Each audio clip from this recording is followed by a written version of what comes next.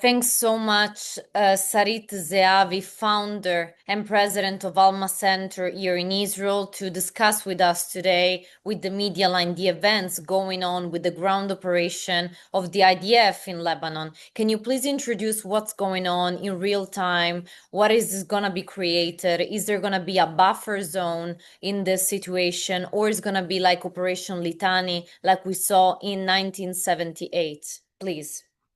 So the answer is we don't know. Okay, we don't know where this is heading, but let's just see what we had until now.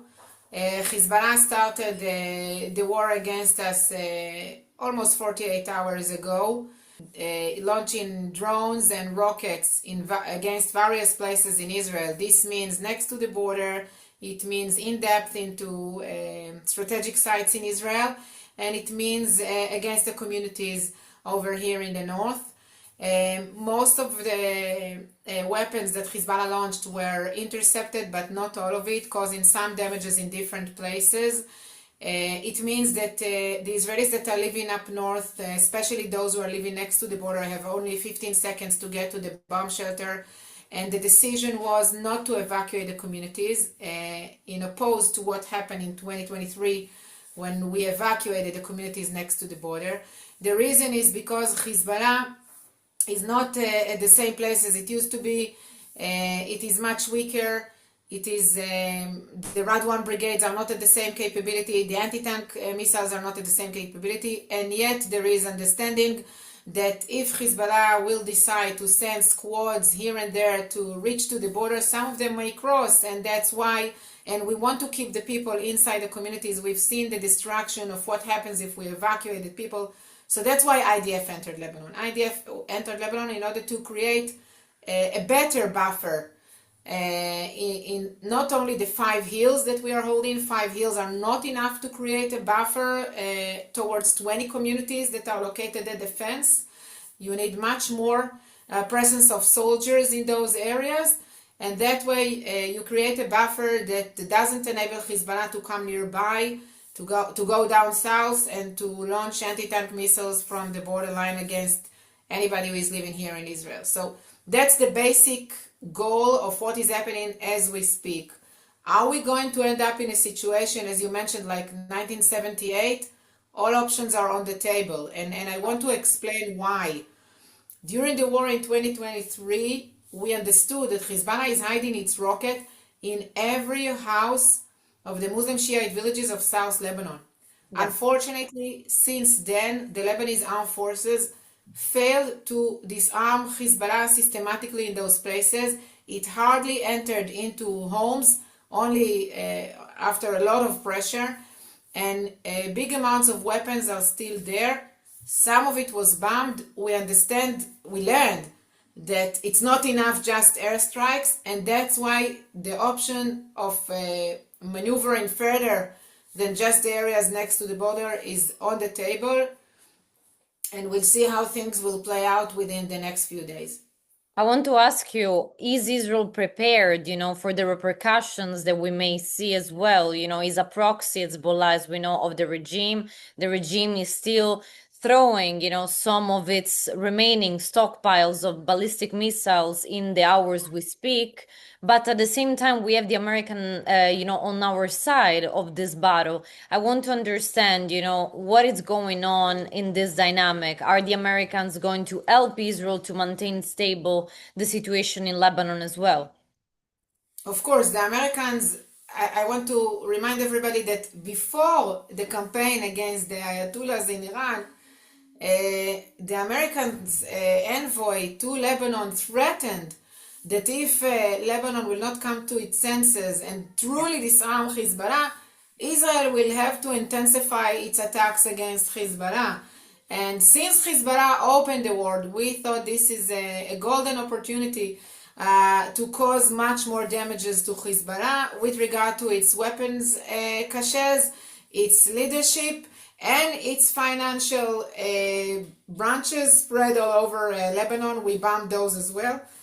I truly hope that it will bring a great change. We understand that you cannot kill an ideology. This is correct for Lebanon, it is correct for Iran, but if at least we can create a situation that those who are against Hezbollah in Lebanon, which there are many of those, will be able to come over Hezbollah, will be able to confront it and finish the job, just like we are expecting from the Iranian people, we are expecting from the Lebanese people to do what needs to be done, which until now they hadn't done, including those who are truly against Hezbollah. They didn't designate Hezbollah as a terrorist group in Lebanon, and they enable it to invest efforts in the rehabilitation process after the war.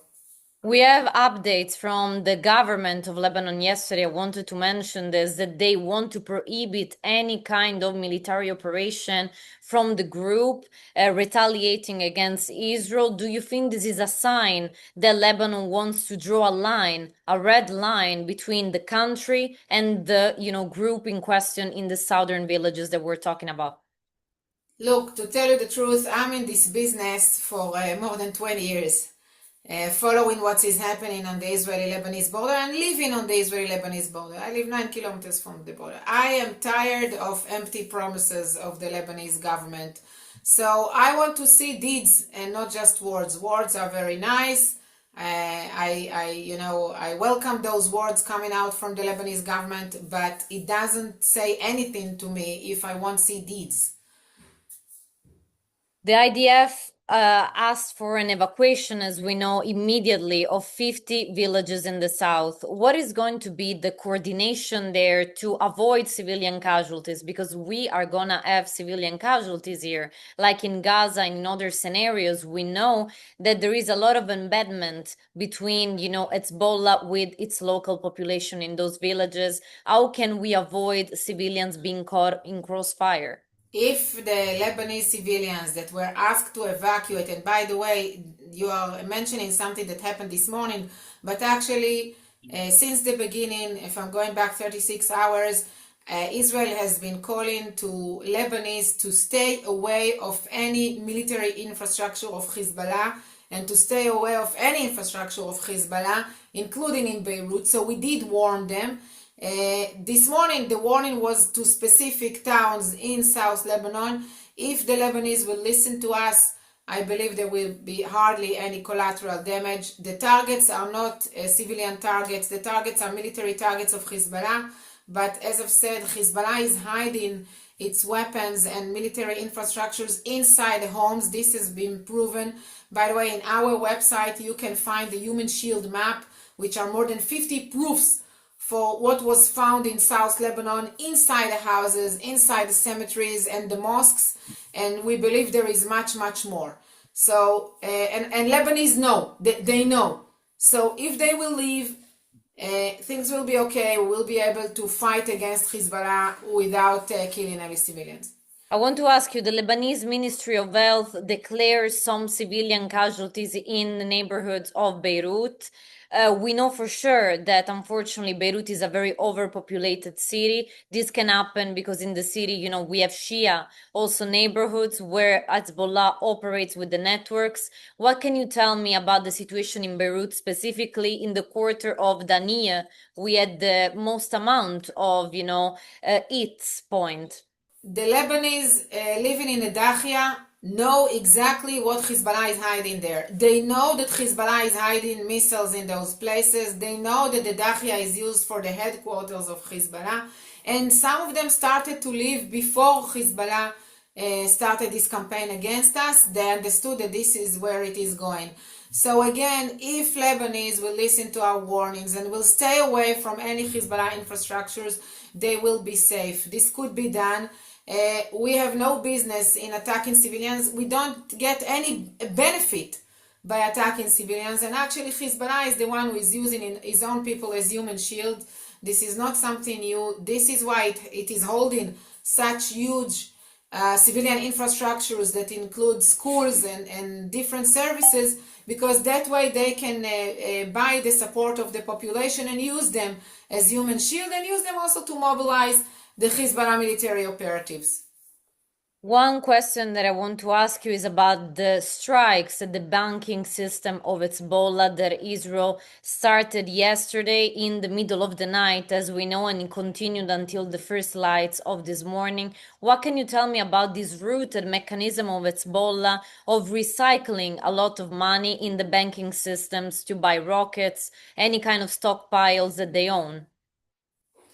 Look, Kart Hassan is the biggest financial infrastructure of Hezbollah. It was supposed to be designated in Lebanon long ago, and unfortunately, it didn't happen. It is designated as a terrorist entity in different places of the world, including in the United States.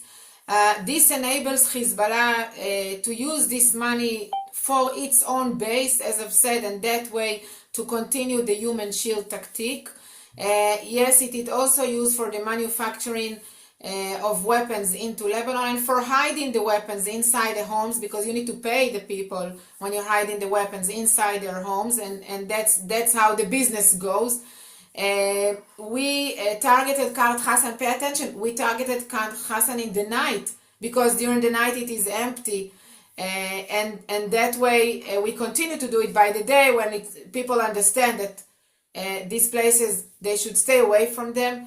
I truly hope that it will contribute to the financial difficulties of Hezbollah, but again, it's not hermetic.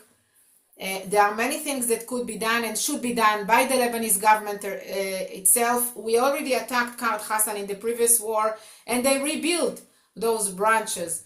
So in order to make sure they will not be able to rebuild them again, the Lebanese government needs to step in over here and stop talking and start doing. And for instance, to designate Kart Hassan and to designate Hezbollah as a terrorist entity.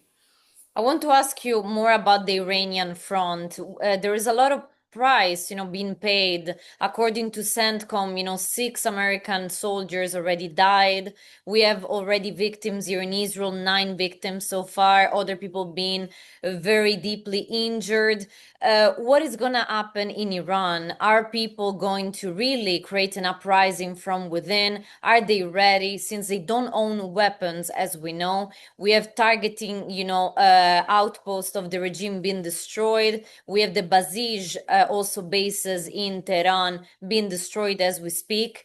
What are we gonna expect in the next few days? Because everyone is paying a huge price, especially the Gulf right now, with the attacks, that we're seeing all over the region. I want to say two things about that. First, let's correct that everybody is paying high price, but if this attack would not happen, everybody would be paying a much higher price. From the Iranian people who are oppressed in the almost last 50 years, to the Gulf countries and Israel that are threatened by the ballistic missiles of Iran and by the nuclear program of Iran, and towards Europe and United States as well, because the radical Islamic Republic does not acknowledge our values of democracy, of freedom, and the basic principle of the Islamic Republic revolution is to spread her values of martyrdom, of loyalty to the supreme leader, values that are totally against freedom and equality, into the West, into other places, to fight America, to fight Israel, and to fight Sunnis, which are the Gulf countries. So we had to choose between a bad option to a bad option, and we got to the point after Trump promised that help is on the way that we don't have too many options. This is one thing. Second, as for the Iranian people, yes, I do understand all the difficulties, and it's correct. We don't know whether the Iranian people will succeed, but Israel and United States are committed to create the terms, to give them the tool to act against this oppressing regime. Bear in mind that there are also minorities in Iran that are very frustrated from the government, and in some places next to the border with Iraq, for instance, we have seen preparations, including military preparations by the Kurds of Iran to act against the regime. We'll see how this will play. Again, I'm aware for the difficulties, and one more thing, there are Iranians that do support the IRGC, the families of the Basij, the families of the IRGC. These are millions of people, and they do support the IRGC. So in order to truly create a change, we need to be patient. It's a lot of targets. It's a long list of targets to truly eliminate all centers of regime in various places in Iran. Iran is a huge country. It's the size of half of Europe, and it will take time, and we need to be patient. Whether the Iranians will truly act against this evil government, I truly hope so. This is what we all hope for. We have declarations recently by the American administration, both Rubio and Witkoff, confirmed that Israel knew already that Iran would have struck the country. So this is why they decided to act preemptively. I want to ask you, is this true? Is this, a rhetoric that is spreading all in these hours to calm down the tension that it's, rising also within American politics and people inside the country that oppose, American intervention? Because the way they frame it, it seems that America was dragged into this, before they really wanted to act. Okay, I didn't see this coming out of Witkoff and Rubio. What I did hear of Witkoff is about his disappointment with the negotiations. And he said very clearly that the Iranians, he understood after the second meeting, that the Iranians have no intention whatsoever to give up the enrichment of uranium, and had no intention whatsoever to give up on the uranium that was already enriched to 60%, which is not for civilian use. Okay, this is definitely for military use. So I don't think the Americans were dragged into action over here. I want to remind everybody that after Trump made his promise, help is on the way, it was Netanyahu who went to President Trump and told him, calm down, let's see how we do it smartly. I think Trump eventually proved to us that he has his own way of thinking, and nobody exactly knows where this is heading. But he has his own way of thinking, his own principles, and his own American interest. Of course, there is an ally here between Israel and America. We are all happy for this ally, but actually, this ally will serve all the Western world, and I'm so sorry that this is misunderstood. Okay, getting rid of the Islamic Republic regime is doing a favor to all the Western world, because this regime has been damaging, dangerous to Europe, to United States, to people in the Middle East that were oppressed by the militias over here. Hezbollah is one example. The Houthis of Yemen are another example. In those places, you don't see prosperity or freedom. You see very, very unfortunate sights, and in Yemen, hunger and financial crisis. Those countries do not prosper, and Iran, inside Iran, is not prospering as well, because the Islamic regime is investing all of its budgets in the military programs, ballistic or nuclear or proxies, not for the benefit of its own people that are experiencing harsh inflation, lack of water in Tehran, and very, very poor civilian infrastructures all across the country. So to say that Israel dragged the United States, I think this is a misunderstanding of the strategic situation here, and the key role that the Islamic Republic is actually playing in the distribution of the Islamic Revolution values all across the world.